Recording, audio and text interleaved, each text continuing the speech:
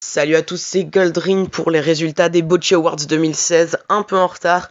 Et puis je suis désolé pour la qualité du micro, mais je peux pas faire mieux, j'enregistre avec mon portable. Donc c'est pas grave, hein, on va direct enchaîner. Donc je vous avais demandé de répondre à des questions. C'est vous-même qui avez répondu cette fois, c'était pas comme l'année dernière où on était trois et on débattait. Cette fois, c'est vous qui avez répondu et vous avez été plus de 65 à répondre, donc c'est cool, merci beaucoup. Donc on commence tout de suite avec la première catégorie, la première question que je vous avais posée. Quel était selon vous le pire commentateur américain? Les propositions étaient Michael Cole, JBL, David Otunga et Byron Saxton. Eh bien c'est David Otunga qui l'emporte avec 33,3%. Je suis relativement d'accord, voilà. J'hésitais entre Otunga et Saxton, mais bon, Otunga je ne supporte pas. Donc voilà, je suis plutôt d'accord avec vous. Est-ce que ce sera la même chose pour le prochain? Prochaine catégorie, le pire match pour un titre mondial. Donc dans titres mondiaux, j'avais compté Universel et WWE, mais j'ai compté aussi les matchs des Women's pour le Women's Championship, parce que je considère que c'est en quelque sorte un titre mondial, le titre mondial des femmes. Donc j'avais en proposition Roman Reigns contre Triple H, le main event de WrestleMania 32, Dolph Ziggler contre Dean Ambrose à SummerSlam, et Sasha Banks contre Charlotte à Hell in a Cell. Banks contre Charlotte, je l'ai mis en complément, hein. En quelque sorte, c'est celui qui a reçu le moins de voix. Il a reçu quand même 15% des voix, c'est quand même pas mal. Mais je l'ai mis parce qu'il en fallait un troisième et que voilà, c'était un très mauvais Hell in a Cell match, mais c'est pas un mauvais match, c'est juste un mauvais Hell in a Cell. Et c'est le match entre Roman Reigns et Triple H à WrestleMania 32 qui l'emporte. Je suis totalement d'accord, puisque si on juge que au niveau in-ring, Ziggler contre Ambrose est pire. Mais il faut pas oublier que Roman Reigns contre Triple H, c'est le main event de WrestleMania et c'est inadmissible. Prochaine catégorie, le pire champion ou le pire championne de l'année. Les nominés étaient Kalisto, champion US, Dean Ambrose, champion WWE, Heath Slater et Rhino, SmackDown Tag Team Champions, et Becky Lynch, SmackDown Women's Champion. C'est Kalisto qui l'emporte. Je suis totalement d'accord. J'hésitais entre Ambrose et Kalisto, parce que Ambrose il a pas eu un règne de fou, mais bon, faut être objectif. Kalisto c'était carrément de la merde. Il a passé tout son règne en pré-show, tout son règne en pré-show. Le seul moment où il n'a pas été en pré-show, en fait, c'est quand il a perdu son titre. Donc voilà, ça justifie totalement le fait qu'il soit nommé pire champion de l'année. Et là, pour la prochaine rivalité, il n'y a pas réellement de concurrence. La pire rivalité de l'année, les nominés étaient The Miz contre Apollo Crews, Rusev contre Titus O'Neil, Dolph Ziggler contre Baron Corbin, Kalisto contre Ryback, Kalisto contre Alberto Del Rio et Sasha Banks contre Charlotte. Je suis surpris, très surpris de voir que celui qui a eu le moins de voix c'était The Miz contre Apollo Crews, parce que c'était quand même une rivalité de merde. Mais avec 53% des voix, alors qu'on avait 6 participants, donc enfin 6 nominés quoi, 53% des voix pour Rusev contre Titus O'Neil, je suis d'accord, une rivalité qui n'a aucun sens, qui aboutit à un match de merde. Donc voilà, je suis totalement d'accord avec vous les abonnés. Là c'était beaucoup plus chaud. Le catcheur ou la catcheuse victime du pire booking. J'avais mis les Dudley Boyz, Sami Zayn, Cesaro, Becky Lynch et Bray Wyatt. Alors, pendant tout le long du sondage, les Dudley Boyz ont dominé et j'étais totalement d'accord. Mais au dernier moment, il y a Sami Zayn qui est repassé devant, qui a largement repassé devant puisqu'il gagne avec 32,8% des voix, alors que les Dudley Boyz en ont 26,9, donc 27. Celle qui a eu la moins de voix, c'est Becky Lynch. Ensuite vient Cesaro. Je suis surpris que Cesaro n'ait eu si peu de voix. Et Bray Wyatt avec 22%. Je suis d'accord que Sami Zayn, il aurait dû être main eventer, clairement. Mais bon, je pense pas que c'est lui qui a eu le pire booking. Pour moi, c'est les Dudley Boyz. Ils ont eu vraiment le pire booking de l'année. Ils ont perdu à WrestleMania alors que c'est, voilà, contre les Usos. Ils sont passés à travers des tables à WrestleMania. C'est du foutage de gueule, c'est les Dudley Boyz, quoi, situons le contexte. Voilà, prochaine catégorie. Et oui, ça va très vite, hein, mais bon, c'est pas grave. Cette vidéo n'est pas faite pour qu'elle dure très longtemps. C'est juste les résultats. Pire pay-per-view de l'année, là ça se corse. Et encore une fois, il n'y a pas eu réellement de concurrence. Avec 53% des voix, le gagnant. Enfin le gagnant, si on peut appeler ça le gagnant.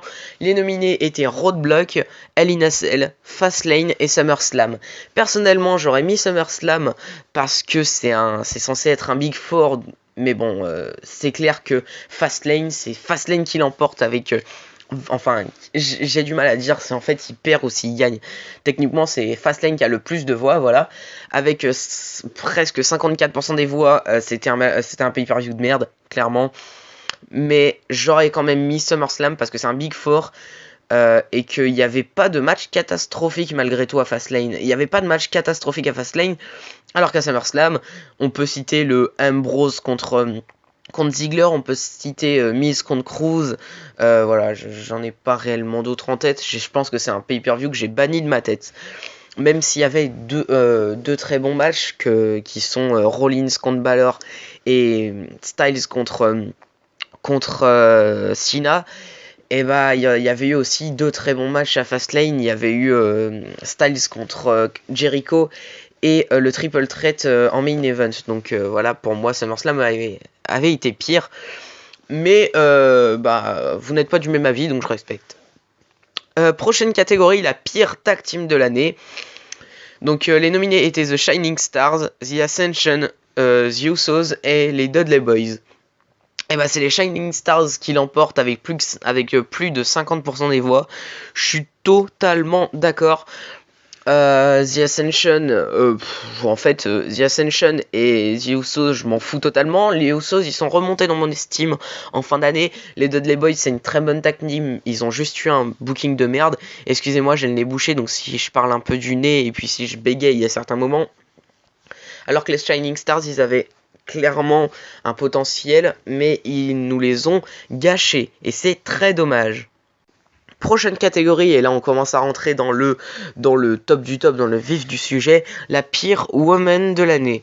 Donc les nominés étaient Dana Brooke, Naomi, Alicia Fox, Carmella, Nikki Bella et Eva Marie. Et comme vous le voyez, Eva Marie l'emporte avec plus de 65% des voix. Je suis très heureux. Eva Marie, elle a pas fait grand chose cette année, mais le peu qu'elle a fait c'était de la merde. Clairement, elle a aucun charisme, aucune prestance. Elle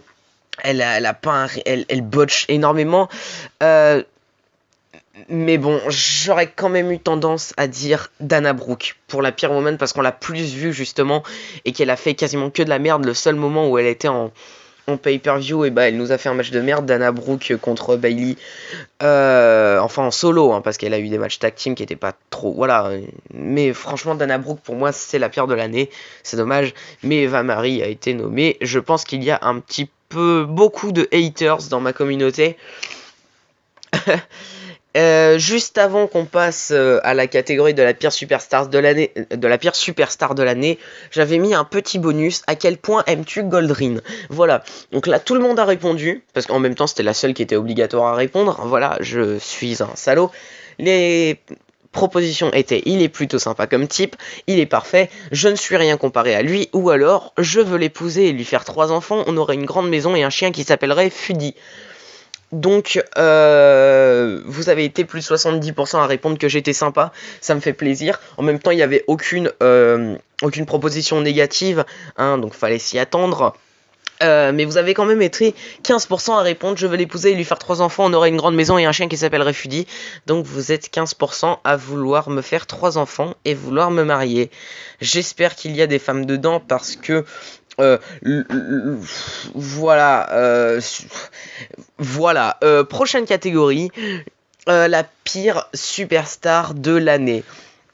Les nominés étaient Big Show, Kane, Titus O'Neil, Bo Dallas, James Ellsworth, Mojo Rawley et The Phenomenal One, AJ Styles.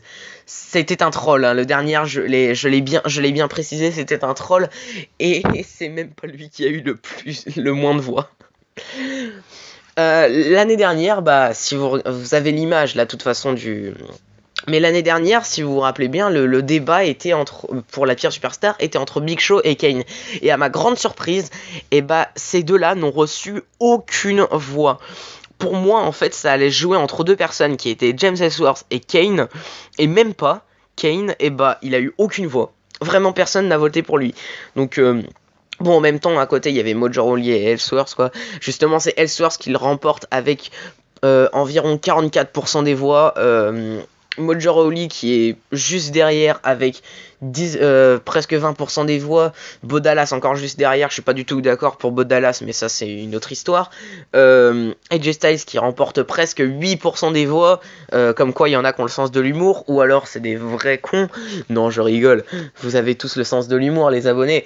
Donc voilà, je suis vraiment d'accord pour Ellsworth parce que il a pas réellement de parce que je ne voulais pas le juger simplement, mais j'ai regardé d'autres matchs de lui, de Johnny Dream en indie, et oui, effectivement, c'est bien ce que je pensais. Ce n'est pas quelqu'un qui est très bon dans le ring, même quand il n'a pas la gimmick de jobber, il est très très limité. Donc voilà, pourtant il a de l'expérience, hein, mais il est très très limité. Donc voilà, je me suis renseigné avant de critiquer, hein, écoutez, hein, contrairement à la plupart des gens. Et voilà, il a battu 3 fois clean, 3 fois AJ Styles, pas réellement clean, mais bon, c'est pas grave. 3 fois, il a battu AJ Styles, et je trouve ça inadmissible. Voilà, il retourne à son statut de jobber, là, c'est cool, donc voilà.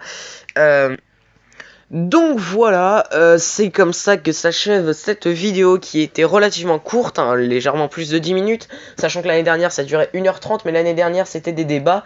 Là, cette année, il n'y a pas eu de débat. Cette année, je vous ai laissé la parole à vous. Dites-moi dans les commentaires si vous préférez, pour que l'année prochaine, vous avez un an pour commenter. Donc dites-moi si vous préférez pour l'année prochaine que je refasse un débat. Pourquoi pas en invitant des abonnés dans le débat. Ou alors si je vous redemande votre avis comme ça. Ou alors peut-être les deux, ça pourrait être sympa de faire les deux. Là, cette année, j'ai voulu tester comme ça. Likez si vous avez aimé, dislikez si vous n'avez pas aimé, c'est un petit peu logique. Et puis moi, tout ce que j'ai envie de vous dire, c'est ciao pour une nouvelle vidéo.